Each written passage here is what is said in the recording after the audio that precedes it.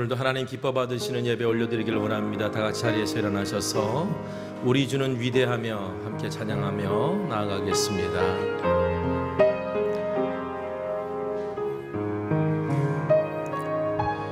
우리 주는 위대하며 능력이 많으시도다. 그의 지혜 무궁하며 인자는 영원하도다. 상한 자를 고치시며 상처를 싸매시도다. 별들의 수를 세시며 이름을 붙이셨도다. 그가 구름으로 하늘을 덮으시며 땅을 위하여 비 준비하시니 예루살렘아 여호와를 찬송할지어다. 내 하나님을 감사함으로 그 앞에 나가며 주 임재 앞에 경배. 예루살렘아 예루살렘아 여호와를 찬송할지어다. 내 하나님을 감사함으로 그 앞에 나가며 주 임재 앞에 경배. 하나님은 영이십니다. 영이신 하나님께 영과 진리로 예배합시다.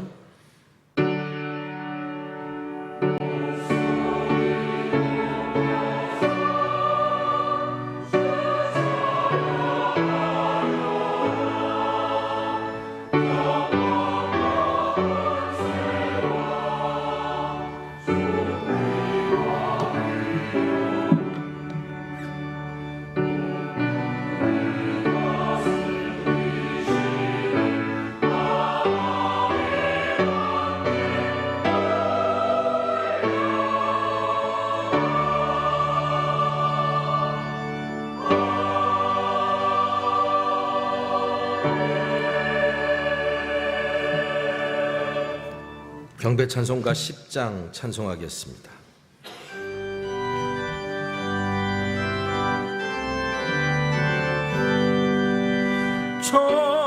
전능왕 오셔서 주 이름 찬송케 하옵소서. 영광과 권능의 성부여 오셔서 우리를 다스려 주옵소서. 강생한 성자여 오셔서 기도를 들으소서. 택하신 백성들 복 내려 주시고 거룩한 마음을 주옵소서. 위로의 주 성령 오셔서 큰 증거 소서. 전능한 주시여 각 사람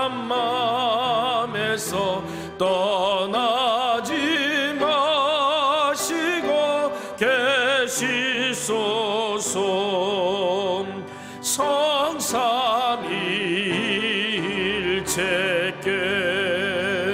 한없는 찬송을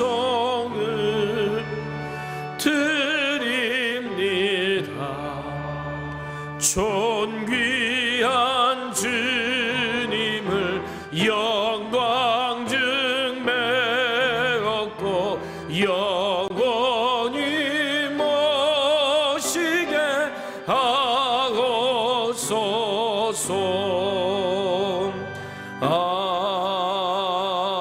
아멘.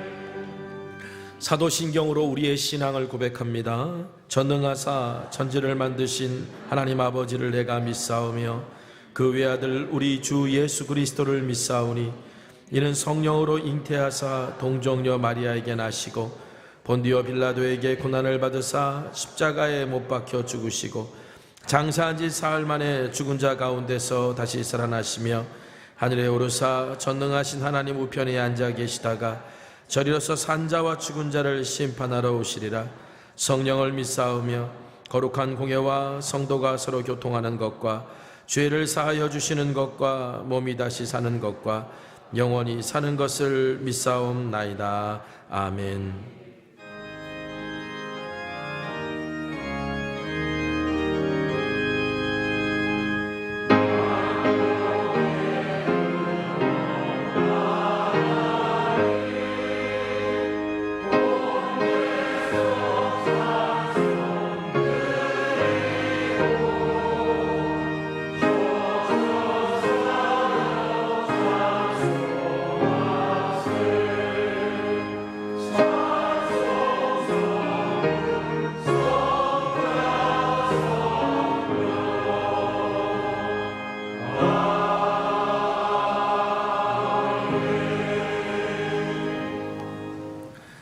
찬송가 288장 찬송하겠습니다.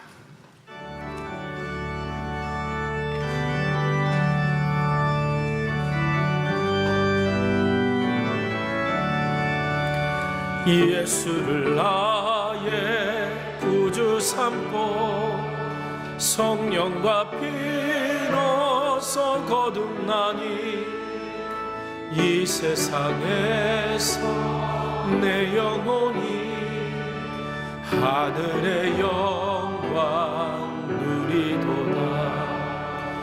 이것이 나의 간증이요 이것이 나의 찬송일세. 나 사는 동안 끊임없이 구주를 찬송하리로다. 온전히 주께 맡기네요. 사랑의 음성을 듣는 중에 천사들 왕래하는 것과 하늘의 영광 보리로다. 이것이 나의 간증이요 이것이 나의 찬송일세. 나 사는 동안 끊임없이 구주를 찬송하리로다. 주 안에 기쁨 누림으로 마음의 풍랑이 잔잔하니 세상과 나는 간 곳 없고 구속한 주만 보이도다. 이것이 나의 간증이요 이것이 나의 찬송일세. 나 사는 동안 끊임없이 구주를 찬송하리로다.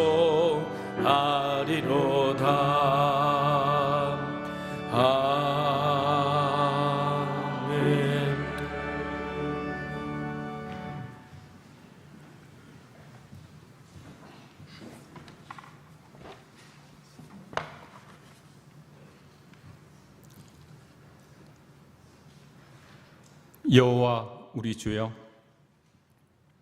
주의 이름이 온 땅에 어찌 그리 아름다운지요. 내 영혼이 주를 찬양하며 내 마음이 하나님 내 구주를 기뻐하나이다. 거룩한 주일을 우리에게 허락하시고 주님 앞에 나와 찬양과 경배를 드릴 수 있게 하심을 무한 감사드립니다. 이 나라와 이 민족을 사랑하시는 주님, 호국 보훈의 달에 나라를 위해 목숨 바친 영혼들의 숭고한 죽음이 헛되지 않도록 위정자들이 정쟁을 거치고 국력을 키우고 안보를 튼튼히 하여 이 땅에 다시는 전쟁이 없게 하옵소서. 끊임없이 도발을 일삼는 북한의 위정자들을 불쌍히 여겨주시고 전쟁의 비극을 돌아볼 수 있는 지혜를 주옵소서. 지하교회에서 목숨을 걸고 기도하는 성도들의 믿음의 기도를 들으시고 응답하시옵소서. 용서의 주님, 주님을 믿는다고 고백하며 말씀을 듣고 기도하면서도 우리의 삶에 변화가 일어나지 않음을 용서해 주시옵소서. 여전히 죄악의 길을 걸어가면서도 돌아서지 않는 우리의 교만한 마음을 주님 용서해 주시고 긍휼을 베풀어 주옵소서. 사랑의 주님, 단위에 세우신 담임 목사님에게 성령 충만함을 더하시고 역사하시옵소서. 이 시간 선포되는 말씀을 통해 깨닫기를 원합니다. 살아계신 하나님의 말씀을 생각하며 마음에 새기게 하시고 하나님이 우리 안에 역사하고 계심을 보게 하옵소서. 무릇 하나님께로부터 난 자마다 세상을 이기느니라. 세상을 이기는 승리는 이것이니 우리의 믿음이니라. 세상이 가지지 못한 믿음이 우리 안에 있음을 발견하게 하시고 복음을 듣지 못한 영혼들을 만날 때 우리의 마음에 비통함이 있게 하시고 담대함으로 복음을 전하게 하옵소서. 다음 세대를 이끌어갈 주의 자녀들이 넘어질 때마다 일어설 수 있는 건강한 믿음을 갖게 하시고 저들이 있는 곳에서 선한 영향력을 끼칠 수 있는 축복의 통로가 될 수 있도록 사용하여 주시옵소서. 환난과 고난 중에 있는 성도님들을 지켜주시고 치유하시며 승리케 하옵소서. 우리의 가정을 회복시키시고 어둠은 물러가고 기쁨과 감사함이 넘쳐나게 하옵소서. 예배를 돕는 손길을 축복하시고 임마누엘 찬양대의 찬양을 통해 하나님 영광 받아 주옵소서. 예배 드리는 처소마다 하나님의 영광만이 가득 차게 하시고 성령 충만함을 부어 주시옵소서.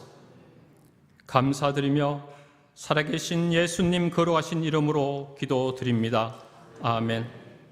하늘에 계신 우리 아버지여, 이름이 거룩히 여김을 받으시오며 나라가 임하시오며 뜻이 하늘에서 이루어진 것 같이 땅에서도 이루어지이다. 오늘 우리에게 일용할 양식을 주시옵고 우리가 우리에게 죄 지은 자를 사하여 준 것 같이 우리 죄를 사하여 주시옵고 우리를 시험에 들게 하지 마시옵고 다만 악에서 구하시옵소서. 나라와 권세와 영광이 아버지께 영원히 있사옵나이다. 아멘.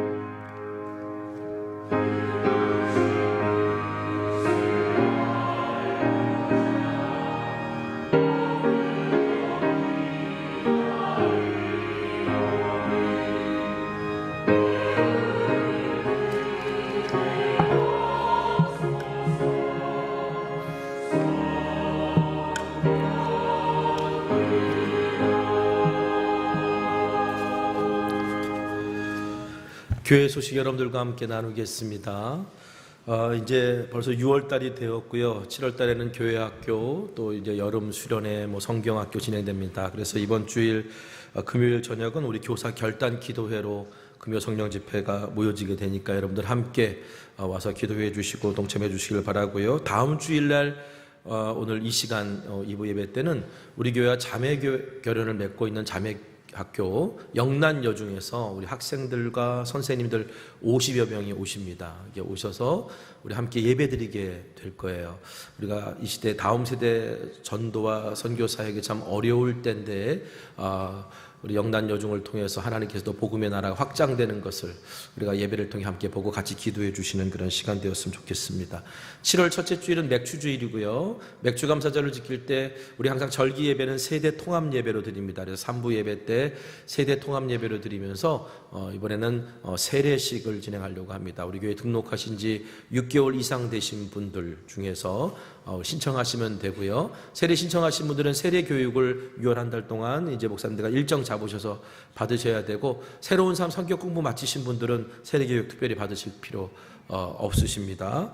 그래서 신청해 주시고요. 그리고 유아 세례 교인 혹은 아동 세례, 청소년 세례 받은 분들 중에 18세 이상 된 청년들 중 입교식하지 않은 우리 청년들도 바로 이 세대 통합 예배가 있었던 7월 달에 같이 함께 맥주감사절날 진행하려고 하니까 6월 18일 주일까지 여러분 신청해 주시기를 부탁드리겠습니다.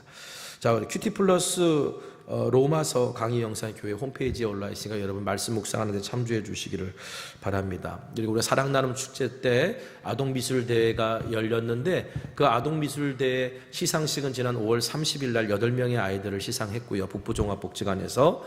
그리고 1차 온라인 투표로 선별된 21명의 아이들의 그림은 이번에 마들역 3, 4번 출구에 전시될 예정입니다. 6월 8일 목요일부터 6월 12일 오후 1시까지 그렇게 전시될 예정인데, 우리 교회 아이들도 몇 명 이렇게 입상이 돼서 그렇게 전시가 될 예정이니까 여러분들 우리 교회에서 함께 주최했던 지역 미술 대회 결과물들이 이렇게 전철역 있는 그곳에 전시되는구나 한번 꼭 관심 가지고 와주셨으면 좋겠고요. 6월 8일 목요일 날 오전 11시에 거기서 잠깐 간단한 어떤 행사를 치르니까 시간 되시는 분들은 같이 오셔서 축하해 주시면 감사드리겠습니다. 자, 우리 한 주간 동안 편안하셨습니까? 자, 오늘 시간 서로 축복하는 시간 갖도록 하길 원합니다. 당신은 하나님의 언약 안에 있는 축복의 통로입니다. 당신은 하나님의 언약 안에 있는 축복의 통로, 당신을 통하여서 열방이 쉽게 돌아오게. 다시 한번 우리 서로 축복합시다. 당신은 하나님의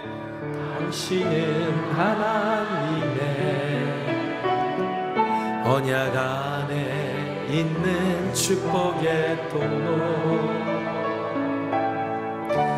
당신을 통하여서 열방이 주께 예배하게 되리. 할렐루야. 우리 하나님께 영광 올려드립니다. 아멘. 아멘. 자, 오늘 우리 삶에 들어온 28번째 주님의 말씀입니다. 로마서 1장 16절. 로마서 1장 16절에 있는 말씀 우리 함께 한 목소리로 봉독하도록 하겠습니다. 자, 시작.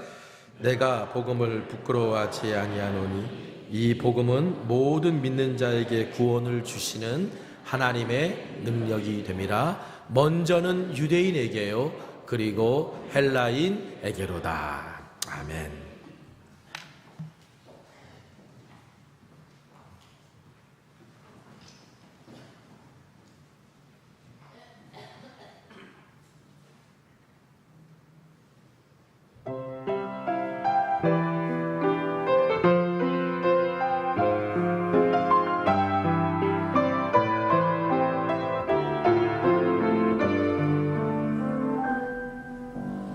내 마른 땅에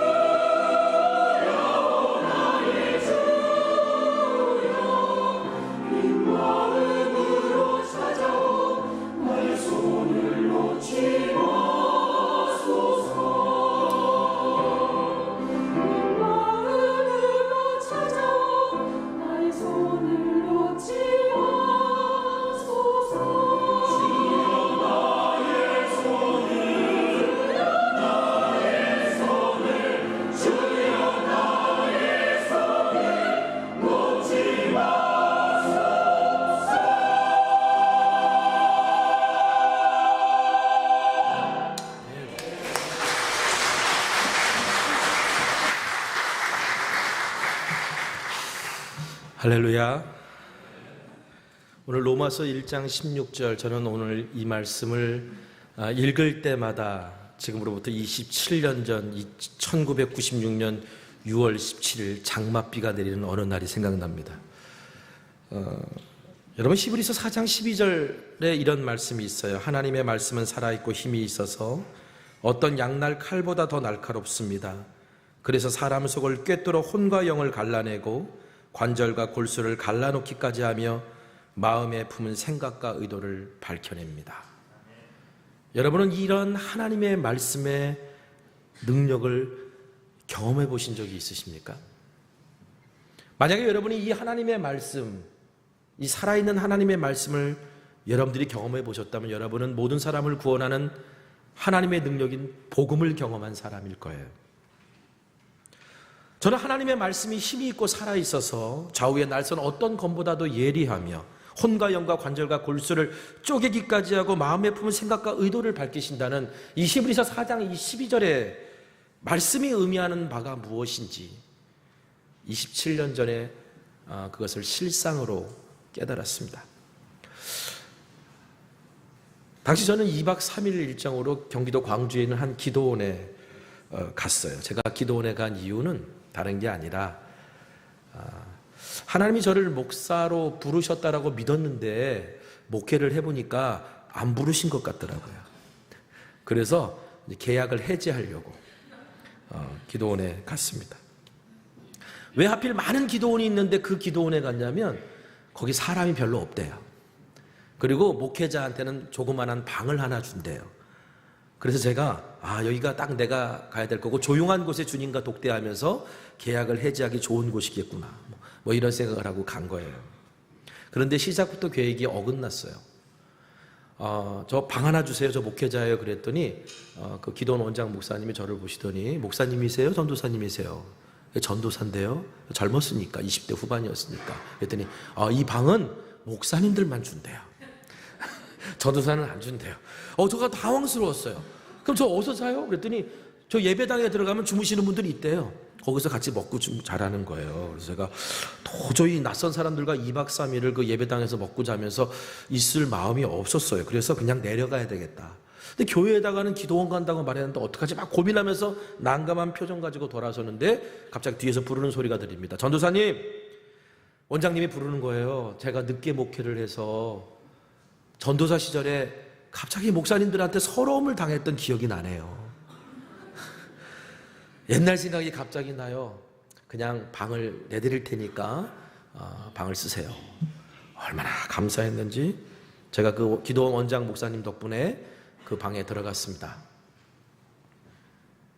제가 들어갔던 방은 책상이 하나 달랑 있었고 그리고 어떻게 보면 고시원보다 작은 방이었어요. 그냥 책상 하나 이렇게 있고 쭉 사람 하나 누울 수 있는 그런 방이었던 것 같아요.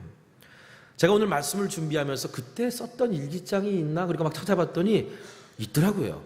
그래서 그때 일기장을 찾아보니까 제가 이제 방에 들어가자마자 기도 시간을 이렇게 정해놓고 성경 읽는 시간도 이렇게 정해놓고 했던 것 같아요. 그런데 제 기억으로는 기도는 안 했던 것 같아요. 여러분, 하나님과 계약을 해지하러 가는 사람이 무슨 기도를 하겠습니까? 괜히 기도하면 하라고 할 거 뻔한데 그러니까 이제 기도가 안 됐던 거죠. 그러니까 그냥 성경이라도 읽자. 그래도 양심은 있으니까 신약 성경이라도 통독하고 내려오자 아마 그랬던 것 같아요. 아까 아내가 저한테 다시 한번 확인해 주는데 신약 성경이라도 통독하고 내려오자. 그래서 그냥 그날 점심 먹고 도착해서 마태복음, 마가복음, 누가복음, 요한복음, 사도행전을 읽었어요. 복음의 이야기잖아요. 그 복음의 이야기가 제 마음을 약간 들쑤시더라고요. 그러다가 로마서 1장 16절 내가 복음을 부끄러워하지 아니하노니 이 말씀에서 딱 걸렸어요. 그 다음에 있는 그 내용은 읽지도 못했어요. 이 말씀에서 딱 걸려서 갑자기 내 자신이 내가 왜 여기 이렇게 구차하고 초라한 모습으로 앉아있지? 내가 왜 목회자로서 복음을 전하는 사람으로서 복음을 믿지 못하고 복음을 제대로 전하지 못했던 이유가 내가 복음을 부끄러워했던 거였구나라는 그 사실이 말씀이라는 거울을 통해 내 자신이 드러나 보면서 그때부터 눈물이 쏟아지기 시작하는데 거짓말 안 보태고요. 잠자는 시간, 밥 먹는 시간 빼놓고 울었어요.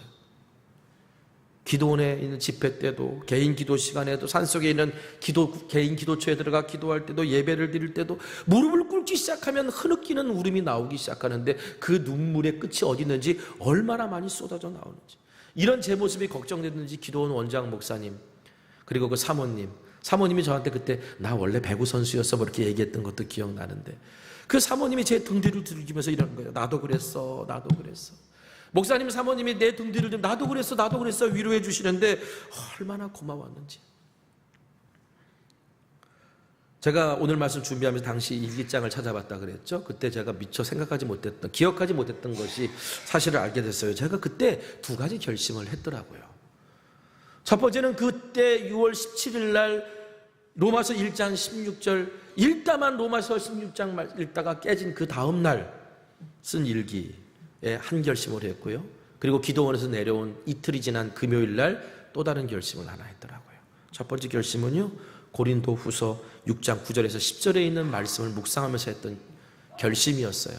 고린도후서 6장 9절에서 10절, 무명한 자 같으나 유명한 자여, 죽은 자 같으나 보라 우리가 살아있고, 징계를 받은 자 같으나 죽임을 당하지 아니하고, 근심하는 자 같으나 항상 기뻐하고, 가난한 자 같으나 많은 사람을 부유하게 하고, 아무것도 없는 자 같으나 모든 것을 가진 자로다. 제가 그 다음날 이 말씀을 묵상했던 것 같아요. 그러면서 이런 고백을 한 거예요. 최소한 내가 그리스도인으로 살아간다, 그리고 목회자로 살아간다면 최소한 주님 앞에 섰을 때 이 고백은 해야 되지 않겠느냐. 무명한 자 같으나 나는 유명한 자, 죽은 자 같으나 나는 살아있는 자, 징계를 받은 자 같으나 죽임을 당하지 아니하고, 근심하는 자 같으나 나는 기뻐하고, 아무것도 가진 것이 없는 자 같으나 모든 것을 가진 사람이었습니다. 내가 언젠가 주님 앞에 섰을 때 이 고백은 하고 살아야 되지 않겠느냐. 그래서 제가 그날 일기장에 이렇게 썼어요. 오늘의 기도로 나는 하나님께 모든 것을 바쳤다. 하나님, 나를 다 가지소서. 그리고 더 이상 나는 복음을 부끄러워하지 않습니다. 그리고 두 번째 결심은, 두 번째 결심을 보고 제가 깜짝 놀랐어요. 만약 하나님께서 제게 1달란트만 허락하신다 하더라도 땅에 묻어두지는 않겠습니다 라는 고백과 결단이었습니다. 우리 교회가 선교적 교회로 코로나 기간 동안에 전환하게 될 때 1달란트라도 땅에 묻어두지 말아야지 라고 하면서 시작했던 그 결심들이 사실은 27년 전에 20대 후반의 청년 전도사의 결심이었던 거예요. 오늘 말씀을 묵상을 준비하면서 27년 전 청년 전도사의 결심이 어느덧 50대 중반이 된 중견 목회자가 된 김인종 목사에게 과연 얼마나 지켜보고 살아왔는지를 말씀을 준비하며 돌아봤습니다. 제가 그런 결심을 했다라는 것도 잊어먹었고, 일기장을 읽고서야 그제서야 내가 그때 그런 결심을 했었구나라는 것을 일기장을 통해서 확인했지만, 제가 돌아보며 느낀 것은 그래도 지난 27년 동안 청년 때 결심했던, 청년 전도사 때 결심했던 그 결심대로 살려고 발버둥은 쳤구나. 그래도 뭐 유명해지려고 어디 기웃거리지 않았고, 부자가 되려고 애쓰지도 않았고, 뭐 괜히 이거 내가 이렇게 하면은 괜히 어려움 당하는 거 아니야? 라는 생각 때문에 진리와 타협한 적도 없고, 타협하지 않으려고 애썼고, 나름대로 나는 그렇게 살아왔구나 라는 생각에 감사했어요. 물론 이후로도 여러 번 넘어졌고 다시 실패하는 일들을 반복했습니다. 그런데 실패했다면 저 때문이었고요, 다시 일어나서 무엇인가를 했다면 주님 때문이었습니다. 그래서 저는 로마서를 읽을 때마다 로마서 16장 1장 16절 나는 복음을 부끄러워하지 아니하노니, 이 대목이 올 때마다 저도 모르게 잠깐 멈춰요. 그리고 그때의 일을 다시 생각합니다. 이게 바로 제 삶에 들어온 첫 번째 말씀이고, 주님의 말씀이고, 제 신비에 기록된 첫 번째 주님의 말씀이었기 때문이에요. 로마서 1장 16절 우리 다시 한번 읽어볼까요? 같이 읽겠습니다. 시작. 내가 복음을 부끄러워하지 아니하노니 이 복음은 모든 믿는 자에게 구원을 주시는 하나님의 능력이 됨이라. 먼저는 유대인에게요 그리고 헬라인에게도. 사도 바울은 말합니다. 복음은 유대인이나 헬라인이나 가리지 않는다. 유대인이나 헬라인이나 믿는 자에게는 다 구원의 능력이다. 그런데 여러분, 우리가 알아야 될 건 유대인과 헬라인의 차이는요, 당시 바울이 살던 시대는 엄청난 장벽이 있었던 차이입니다. 완전히 다른 문화, 다른 삶을 살고 있는 두 민족에게, 믿는 자에게 그들 가운데 누가 믿어도 그건 다 그들을 구원하는 하나님의 능력이라고 하는 고백은요, 사도 바울 본인이 살아있는 복음을 경험했기 때문이에요. 나 같은 죄인도, 교회를 핍박하던 나도, 그리스도를 부인하며 핍박하던 나도 이렇게 변화시켜 주셨는데 그 복음의 능력이 유대인이든 헬라인이든 그까짓 거 못 변화시키냐? 하나님의 능력인데 라고 고백한 거예요. 그러니까 바울은요, 나는 말합니다. 나는 복음을 부끄러워하지 않습니다. 근데 바울이 나는 복음을 부끄러워하지 않습니다라고 말한 배경에는 뭐가 있을까요? 실제로 그리스도인들 중에 복음을 전해야 되는데 복음을 부끄러워하는 사람들이 있었다는 거예요.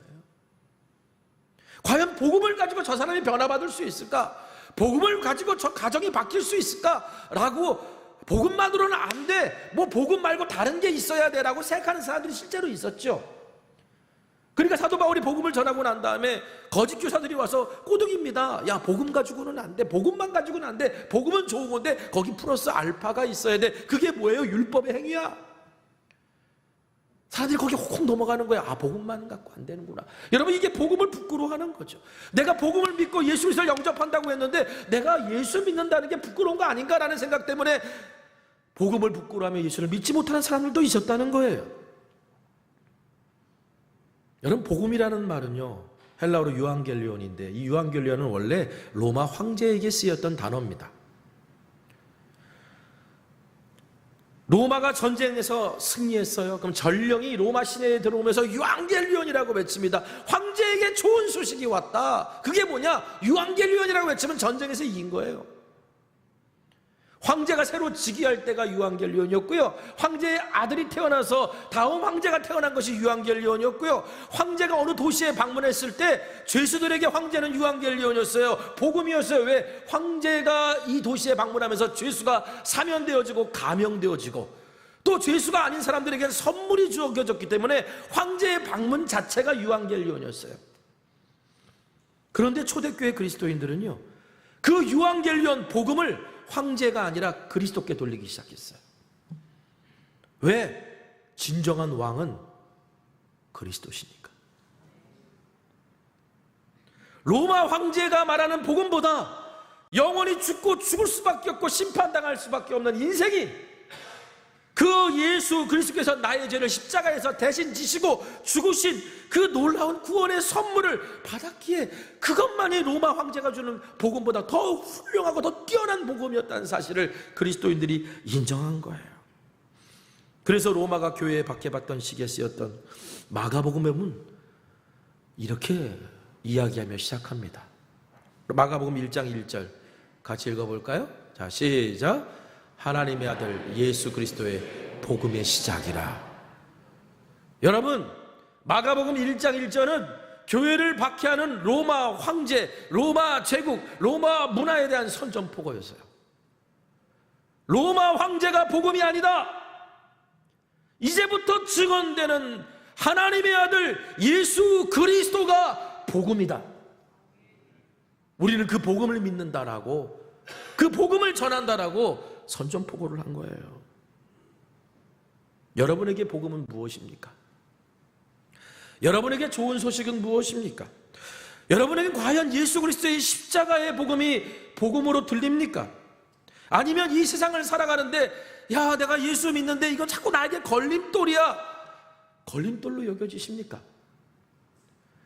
성경에는 이렇게 기록되어 있고 예수님이 이렇게 말씀하셨지만 이렇게 어떻게 세상을 살아가냐고요 라고 수없이 많은 핑계와 이유와 해석을 들어가며 살아가십니까? 복음이 유대인에게나 헬라인에게나 모든 믿는 자들에게 구원하는 하나님의 능력이긴 하지만 안타깝게도 유대인이나 헬라인 중엔 복음을 들으려고도 믿으려고도 하지 않는 사람들이 있었어요. 그들은 왜 그랬을까요? 고린도전서 1장 22절 23절 한번 같이 읽어보겠습니다. 자, 시작. 유대 사람은 기적을 요구하고 그리스 사람은 지혜를 찾으나 우리는 십자가에 달리신 그리스도를 전합니다. 그리스도가 십자가에 달리셨다는 것은 유대 사람에게는 거리낌이고 이방 사람에게는 어리석은. 왜 유대인들은 복음을 복음으로 받아들이고 믿지 못했을까요? 그들은요 자꾸 기적을 얘기해요. 뭘 보여달라고 그래요. 능력을 보여주면 믿겠다고 말해요. 하나님이 이 문제 해결해 주시면 믿겠다고 말해요. 하나님이 이 길을 열어주시면 믿겠다고 말해요. 하나님 나를 승진시켜 주시면 믿겠다고 말해요. 계속 표적을 구하고 기적을 구해요. 그런데 예수님이 우리에게 전해주시는 복음은 그들이 생각할 때 저건 저주받은 인생이야. 나무에 매달려 죽은 자는 저주받은 자인데, 아니 어떻게 나무에 매달려 죽은 자를 내가 메시아로 여기고 구세주로 여기고 그리스도로 여겨서 그분을 내가 믿어? 나는 그렇게 못 살아. 받아들이지 않는 거예요. 헬라인들이 봤을 때는요, 이 육체는요 죄예요. 이 육체는 아주 하등한 거예요. 그런데 완전한 신이 어떻게 이렇게 육체를 입고 이 땅에 와? 이해가 안 되는 거예요. 그 당시는 자기를 피하라고요 힘 있는 사람이 살던 시대였어요. 근데 자꾸 겸손하래요. 낮아지래요. 높은 곳에 가지 말래요. 희생하래요. 아니 도대체 이게 어떻게 나에게 복음이 돼? 헬라인들 생각 속에는 이해가 안 되는 거예요. 어리석은 말이었던 겁니다. 그런데 복음의 능력을 경험해 본 사람들, 하나님의 말씀은 힘이 살아있고 힘이 있어서, 능력이 있어서 마치 예리한 양날검처럼 혼과 영과 골수를 쪼개기까지 하며 내 마음과 생각과 의도를 판단하시는 그 하나님의 놀라운 말씀의 능력을 경험한 사람들, 그 복음을 통해 변화된 사람들은 이렇게 고백했어요. 고린도전서 1장 24절 같이 읽어보겠습니다. 시작. 그러나 부르심을 받은 사람에게나 이 그리스도는 하나님의 능력이요 하나님의 지혜입니다. 그리스도가 기적이라는 거예요. 그리스도가 표적이라는 거예요. 그리스도가 능력이라는 거예요. 그리스도가 세상에 가장 귀한 지혜라는 거예요. 나는 과연 복음으로 변화된 사람입니까? 나는 과연 복음을 부끄러워하지 않는 사람입니까? 내가 이것을 알기 위해서는요, 이 정직하게 내가 이 답을 할 수 있으려면요, 십자가를 내가 어떻게 대하는지 그 태도를 통해 알 수 있어요. 고린도전서 1장 18절 한번 읽어볼까요? 자, 시작. 십자가의 말씀이 멸망하는 자들에게는 어리석은 것이지만 구원을 받는 사람인 우리에게는 하나님의 능력입니다. 예수님이 걸어가라 하신 그 길, 예수님께서 하라 하신 그것을 어리석은 것으로 여기는 사람은 아직 내가 복음으로 변화된 사람이 아니에요. 복음으로 뭘 할 수 있다고요? 복음으로 할 수 있는 거 없어요. 플러스 알파가 있어야 돼요. 왜 내가 손해보는 일을 해야 되는데요? 왜 내가 희생해야 되는데? 왜 내가 섬겨야 되는데요? 오늘 십자가 앞에서 우리가 그렇게 말하고 있다면 난 아직 그 복음의 능력을 온전히 경험한 사람이 아닌 거예요. 그런데 그것이 능력이고 그것이 살리는 거고 그것이 이기는 것이라고 믿고 경험하는 사람들은 이미 내 안에 복음의 능력이 있는 사람들이에요. 나 같은 죄인을 구원하신 복음이니까, 나 같은 사람을 변화시킨 복음이니까. 여러분에게 십자가의 복음은 어떻게 다가오십니까? 바울은요, 자기가 그 복음을 경험하고 난 이후부터 그리스도를 알기 전에 내가 가지고 있던 모든 것, 그리스도를 알기 전에 나에게 유익이 됐던 모든 것은 앞으로는 해로운 것으로 여기고 배설물처럼 여기겠다라고 고백합니다. 빌립보서 3장 7절 8절 그러나 무엇이든지 내게 유익하던 것을 내가 그리스도를 위하여 다 해로 여길 뿐더러 또한 모든 것을 해로 여기면 내 주 그리스도 예수를 아는 지식이 가장 고상하기 때문이라. 내가 그를 위하여 모든 것을 잃어버리고 배설물로 여기면 그리스도를 얻고. 지난 웨슬리 성회 때, 웨슬리 회심 기념성회 때 오셨던 그 강사 목사님이 하셨던 그 말씀 중에 정말 저에게 인상 깊게 남은 말이 있었어요. 웨슬리 목사님이 계셨던 그 당시 영국 사회, 그 영국 국교회는요, 타락해가는 영국 사회를 회복시킬 힘이 없었어요. 스스로의 자정 능력도 없었어요. 당시 막 경제는 막 발전하고 산업은 발전하고 과학기술은 발견되고 새로운 지식이 막 쏟아져 내려올 때입니다. 그런데 실제로 윤리적 도덕적으로는 완전히 타락해가는, 그리고 인간의 인권은 점점 더 힘들어지는 그런 시절이었어요. 사도 바울은 나는 그리스도를 아는 지식 외에는 다 배설물로 여기겠다라고 말했다는데, 근데 그 당시 영국의 목회자들은요, 그리스도를 아는 지식만 빼놓고 세상의 모든 것을 알려고 하는 사람들인 것 같았다라고 그렇게 기록되어 있다 그래요. 그리스도를 아는 지식 외에는 내가 다 배설물로 여기겠다라고 말했는데, 오히려 그 영국 사회의 목회자들은 그리스도를 아는 것만 빼놓고 세상의 모든 지식을 알려고 애쓰는 사람들인 것 같았다라는 그 표현이 마치 오늘 이 시대의 우리의 모습인 것 같아요. 여러분, 그들이 그리스도를 다 알았기 때문에 그 다음에 세상의 모든 지식을 알고자 그렇게 애썼을까요? 아니에요. 복음이 부끄러웠던 거예요. 복음만으로는 이 사회를 못 바꾸고, 복음만으로는 인생을 못 바꾸고, 복음만으로는 가정을 바꿀 수 없다고 생각했기 때문에, 복음만으로는 사람들이 그 말에 귀 기울이지 않을 거라 생각했기 때문에 세상의 온갖 지식과 세상의 온갖 이론과 그런 것들을 가지고 강단에 섰단 말이에요. 그들이 복음이 자신을 변화시키는 능력으로 경험됐으면 그렇게 했겠습니까? 제가 사석에서 어떤 목사님을 만났는데요, 어떤 목사님이 그러더라고요. 난 지금까지 목회하면서 교회에서 사람 변하는 걸 한 번도 못 봤대요. 저는 그 말을 듣고 참 측은지심이 느껴지더라고요. 근데 생각보다 그렇게 말씀하시는 분들이 많아요. 여러분, 이렇게 고백한다면 그 스스로 불행한 신앙인, 불행한 목회자라고 말하는 거 아닌가요? 제가 어떤 젊은 후배 목사님 부부 만나서 식사를 했는데, 이야기하는 중에 우리 교회에 있는 이야기들 뭐 이런 얘기 쭉 해주는데, 목사님 그러는 거예요. 목사님, 제가 요즘 사람들을 만나고 있는 목사님들 중에요, 기도가 응답됐다라고 말씀하시는 목사님이 처음이라는 거예요. 오랜만에 들었대요. 제가 그 말을 듣고 기가 막혔어요. 그럼 도대체 그분들은 강단에서 뭘 설교를 한다는 거예요? 예수 믿으라고 기도하라는 설교를 할까요? 차라리 안 했으면 좋겠어요. 그러면 거짓말은 안 하는 거니까. 여러분, 물론 그리스도를 아는 지식 말고도 다른 거 공부해야 돼요.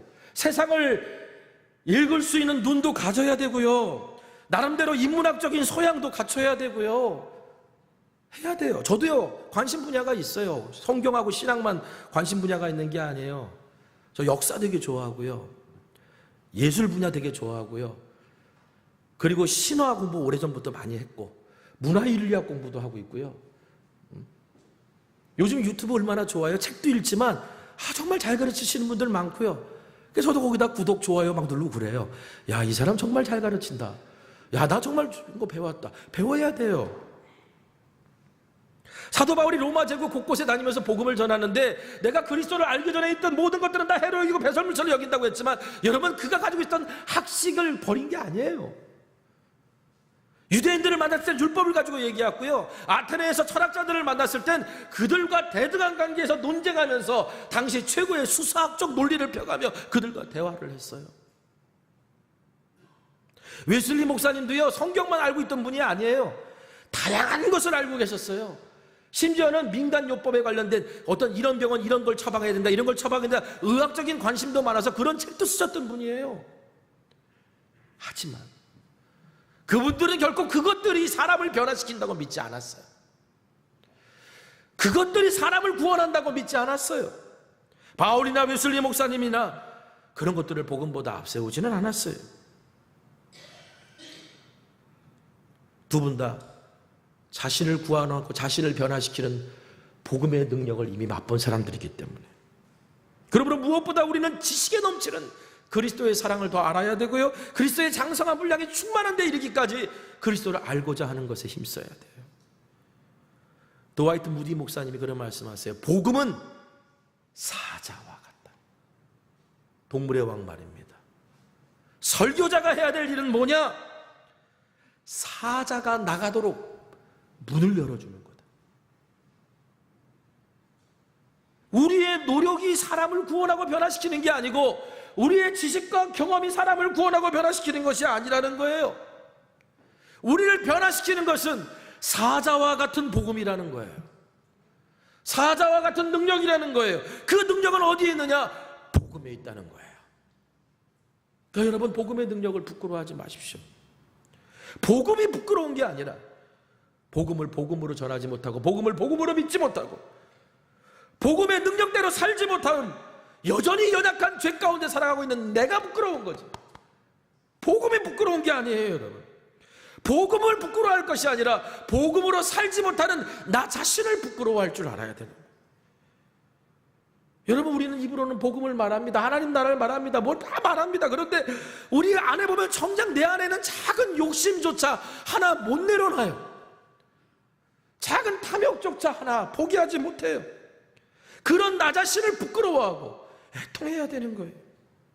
예수 믿었는데 왜 나는 안 변할까? 여러분, 이것을 부끄러워하셔야 되는 거라는 거예요. 예수 믿었는데 왜 내 생각은 안 바뀔까? 예수 믿었는데 왜 나는 아직도 이런 유혹에 넘어지는가? 여러분, 이것을 부끄러워해야 된다는 거예요.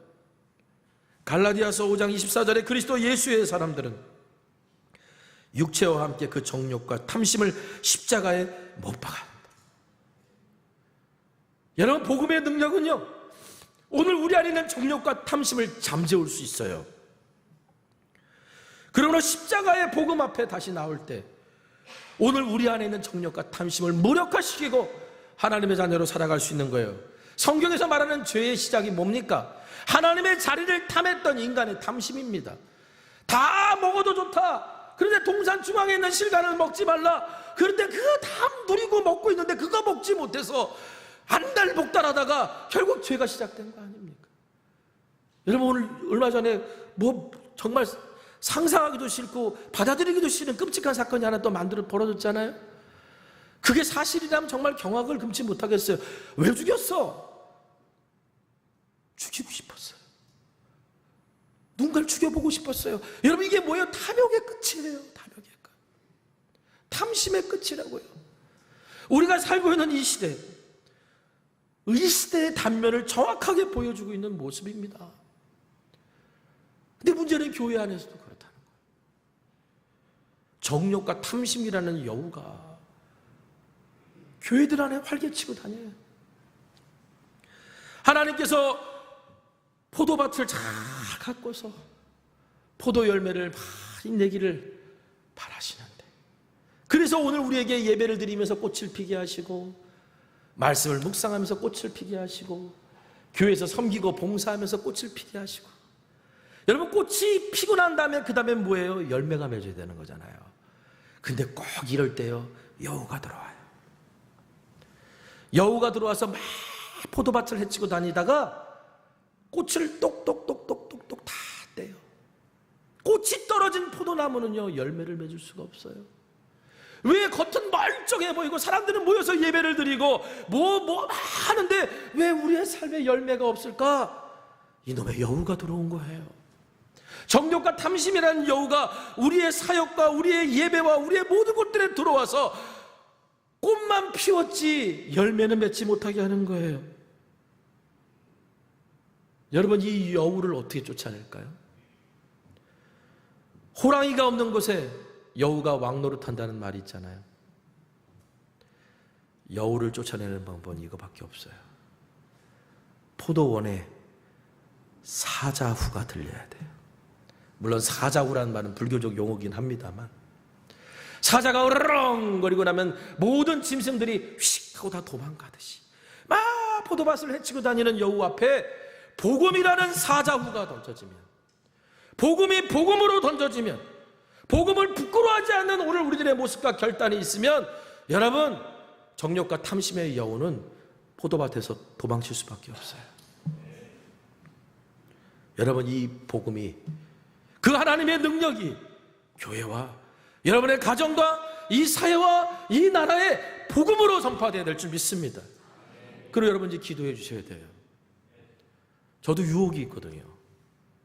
여러분들에게 듣고 싶은 말만 설교하고 싶은 유혹.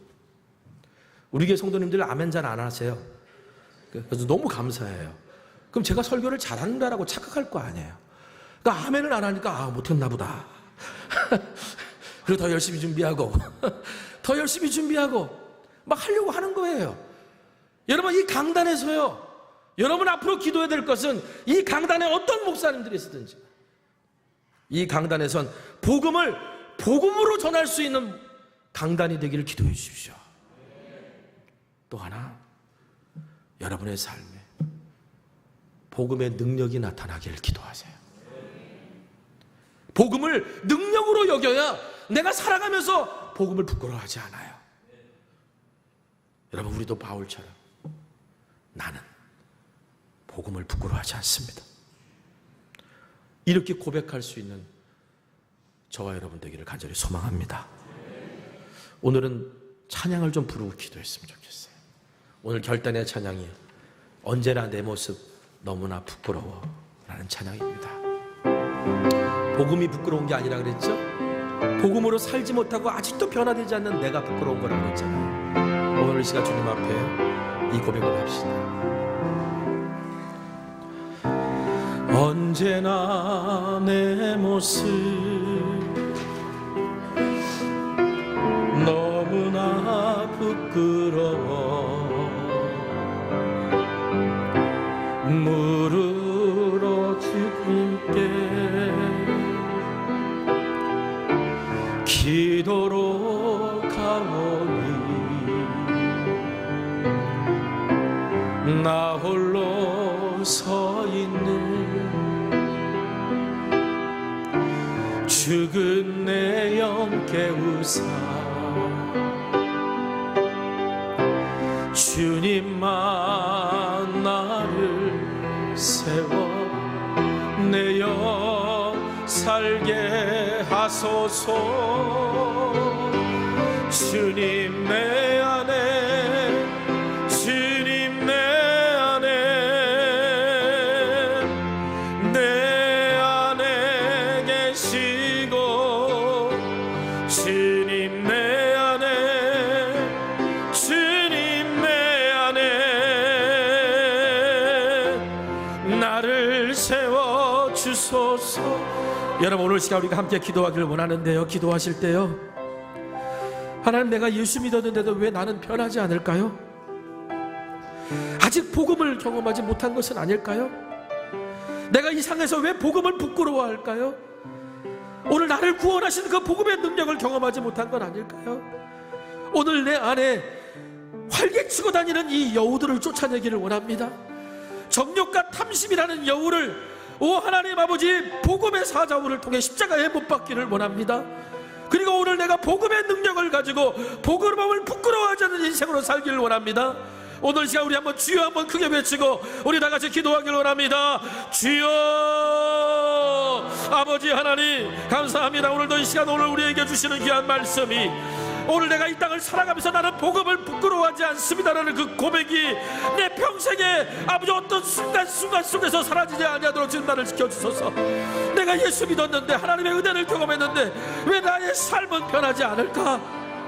왜 나의 삶에는 여전히 하나님의 말씀은 살아있어, 활동력이 있고, 아버지 예리한 칼처럼 내 혼과 영과 골수를 쪼개며 나의 마음과 생각과 의도를 파악하시고 판단하시고 이끄시는 그 말씀 앞에 내가 서지 못할까? 왜 오늘 나의 삶에는 복음 말고 다른 어떤 것에 관심을 가져가며 그것으로 오늘 내 삶을 찾아갈까? 이 여우를 쫓아내는 또 다른 여우를 불러서 쫓아내고, 이 여우를 쫓아내기 위해서 또 다른 여우를 불러 쫓아내지, 정작 사자와 같은 복음의 능력을 왜 우리 받아들이지 못할까? 오 하나님 아버지, 오늘 우리의 삶에서 이 고백이 우리 안에 일어나기를 원합니다. 하나님 아버지, 하나님 함께 하셔서 아버지, 오늘 나의 삶에 이제 복음으로 살기를 원합니다. 복음의 능력을 경험하기를 원합니다. 복음을 부끄러워하지 않기를 원합니다. 하나님이여, 오늘 우리 가운데 함께 하셔서 오늘 나를 구원하시고 내 가정을 바꾸시고 이 나라 이 민족을 변화시킬 수 있는 복음 앞에 다시 서게 하여 주시옵소서. 그 복음을 부끄러워하지 않습니다. 나는 더 이상 복음을 부끄러워하지 않겠습니다라는 그 고백이 우리의 삶에서 떠나지 아니하도록 하나님 지켜 주시옵소서. 우리 함께 찬양합시다. 언제나 내 모습,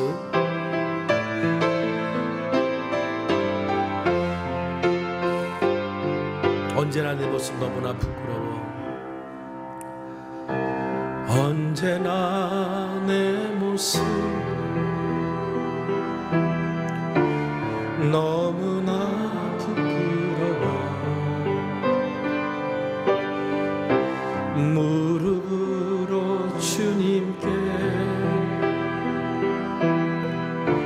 기도로 가오니 나 홀로 서 있는 죽은 내 영 깨우사 주님만 나를 세워 주님만 나를 세워 내 영 살 우리 다 같이 일어나 찬양할까요? 주님 내 안에 주님 내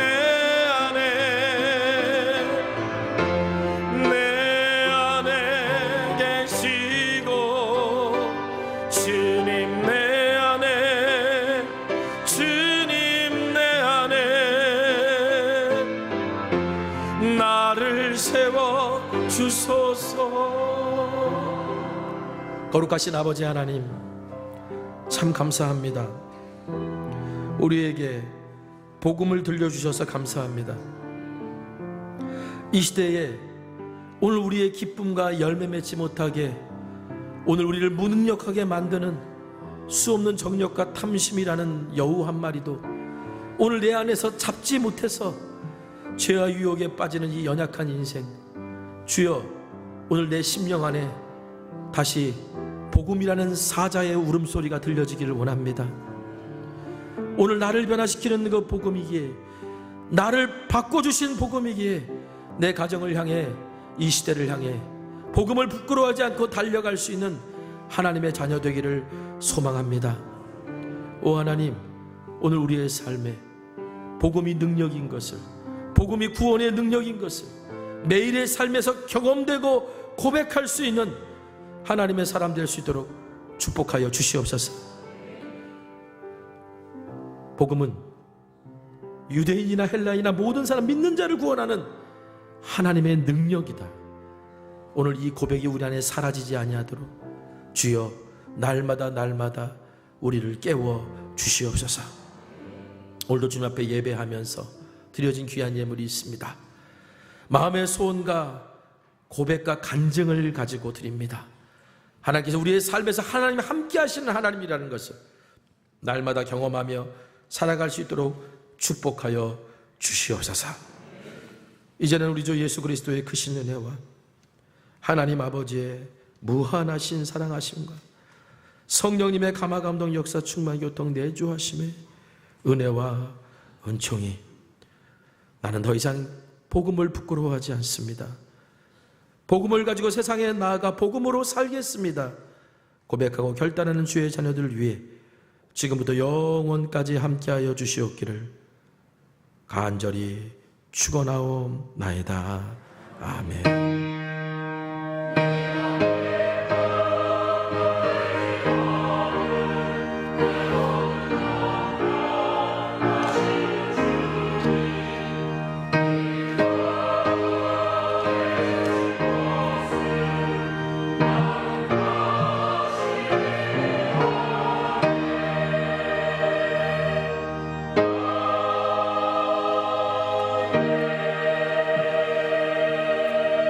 찬양하겠습니다. 오늘 한 주간도 나는 복음을 부끄러워하지 않습니다. 나의 삶에 복음의 능력이 나타나길 원합니다. 고백하고 결단하는 우리 모두 되길 원합니다. 이 세상을 살아가는 동안에, 이 세상을 살아가는 동안에 나의 힘을 의지할 수 없으니 기도하고 낙심하지 말 것을 주께서 참 소망이 되심이라. 주의 길을 걸어가 세상에 거두지할 수 없으니 감사하고 낙심하지 말 것은 주께서 참 기쁨이 되심이라. 하나님의 꿈이 나의 비전이 되고 예수님의 성품이 나의 인격이 되고 성령님의 권능이 나의 능력이 되길 원하고 바라고 기도한 하나님의 꿈이